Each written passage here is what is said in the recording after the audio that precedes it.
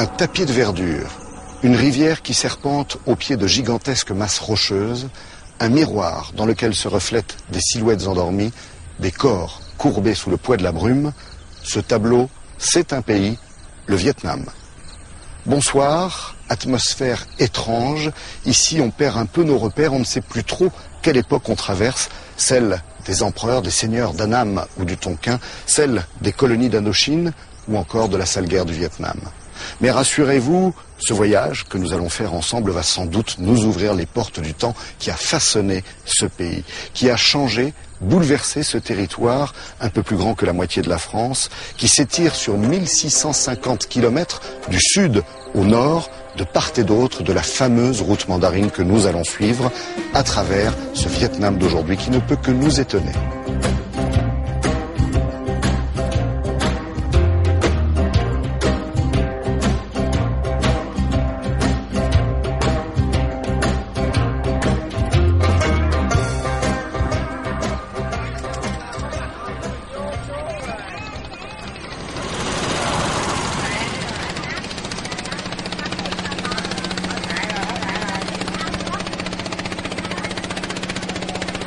Le point de départ de notre périple, c'est quasiment l'embouchure du Mékong, ce fleuve qui prend sa source au Tibet et qui, au bout de 4500 km de course, se sépare en 9 branches, ici, tout au sud du Vietnam, pour former l'une des régions les plus fertiles de tout le sud-est asiatique, ce fameux delta où nous sommes.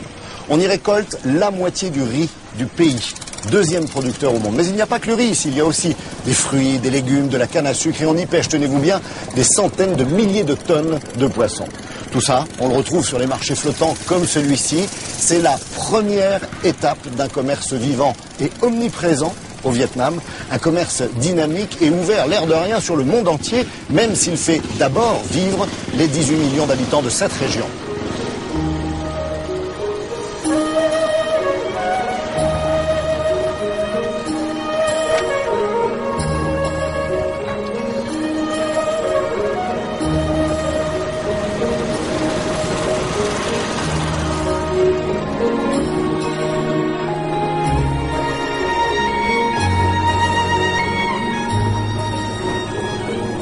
Le delta du Mékong et ses innombrables canaux, c'est le grenier de Ho Chi Minh Ville, ex-Saigon, celle que les armées communistes révolutionnaires ont mis 30 ans à conquérir, à reprendre aux Français et aux Américains.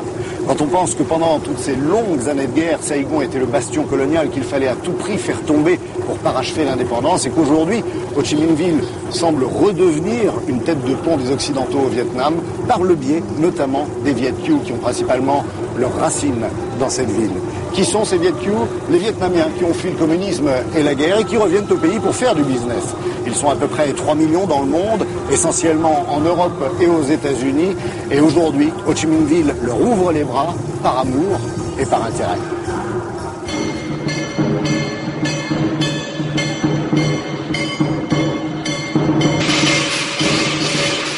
En ce début du mois de février, le Vietnam entre dans l'année du cochon, symbole de richesse et de prospérité.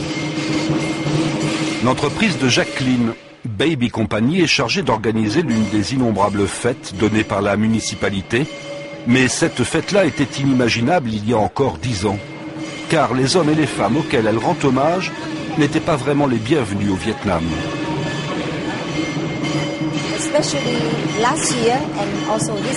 Depuis l'an dernier et cette année encore, le gouvernement a vraiment mis le paquet pour appeler les Vietnamiens d'outre-mer à revenir dans leur ville natale. Et beaucoup d'entre eux sentent que c'est le bon moment pour revenir. C'est comme moi, depuis 2 ans, je me sens particulièrement bienvenue ici. Jacqueline est une Viet Kieu, une Vietnamienne d'outre-mer. Elle est partie en 1975 à la chute de Saigon, elle avait 14 ans. Et elle a vécu 20 ans à San Francisco avant de rentrer au pays. Comme elle, c'est toute une génération qui s'est formée en Occident et y a acquis des connaissances dont le Vietnam a grand besoin aujourd'hui. Mesdames et messieurs, bienvenue à la rencontre des Viet Kieu, organisée par le Front de la Patrie et Baby Limited Company.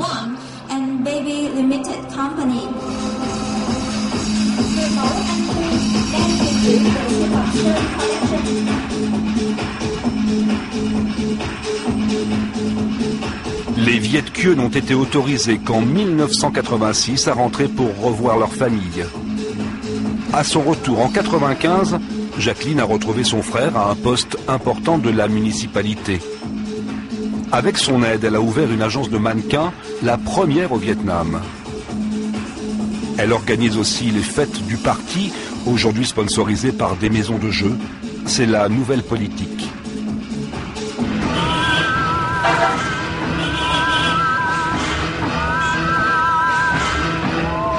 En fait, c'est tout le pays qui se met à l'heure du capital. Le nombre d'entreprises privées est passé de 220 en 1990 à 250 000 cette année, dans un pays où il y a à peine 20 ans, toute initiative privée était bannie.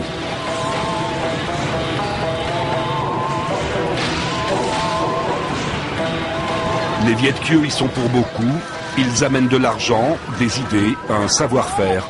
C'est en partie grâce à eux que la croissance économique atteint aujourd'hui des sommets.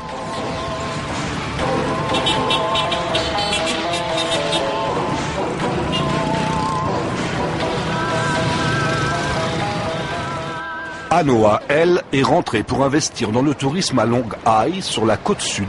C'était en 92. Elle venait de France avec 2 millions de dollars gagnés dans l'immobilier. Et comme tous les Viet Kieu, elle était suspecte.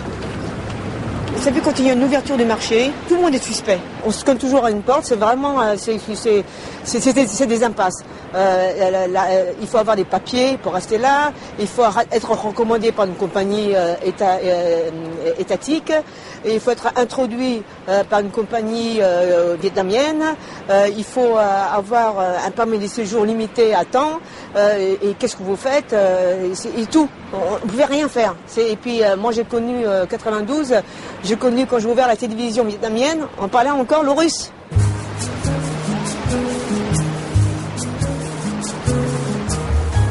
Les Viet Kieu ont longtemps été officiellement des traîtres à la patrie, des capitalistes exploiteurs du peuple. Pour tout investir sur un terrain d'État sans réelle garantie, il fallait être gonflé. Mais Anoa l'a fait pour monter cet hôtel à 2 heures à peine de Chi Minh Ville.